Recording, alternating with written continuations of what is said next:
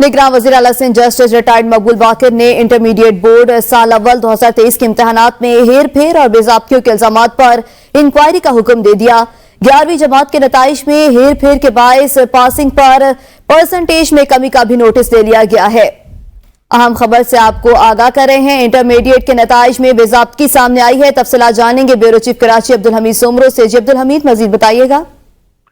जी, वज़ीर आला सिंध ने 2021-22 के बाद अब 2023 में 11वीं जमात के जो एग्जामिनेशन हुए थे उसमें हेरा फेरी और बेज़ाब्तगियों के इल्जाम और तुलबा की तरफ से जो एहतजाज किया गया है उस हवाले से उन्होंने नोटिस लिया है और बेज़ाब्तगी और इल्जामात पर इंक्वायरी का हुक्म भी दिया है। इस हवाले से वज़ीर आला सिंध ने जो है 11वीं जमात के इम्तिहानात में नताइज में जो हेर फेर के बायस पासिंग परसेंटेज में कमी का जो है जो मामला सामने आया था उस पर कमेटी बना दी है। 4 रुकनी फैक्ट फाइंडिंग कमेटी है।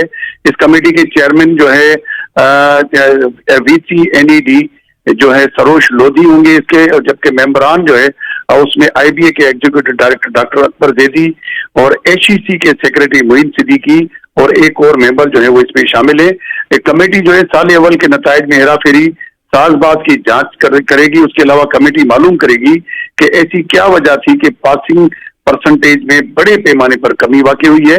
कमेटी नताइज में हेर फेर के जिम्मेदारान का तयन भी करेगी और 15 दिन के अंदर अपनी रिपोर्ट जो है वज़ीर आला सिंध के सामने पेश करेगी। जी बहुत शुक्रिया ब्यूरो चीफ कराची।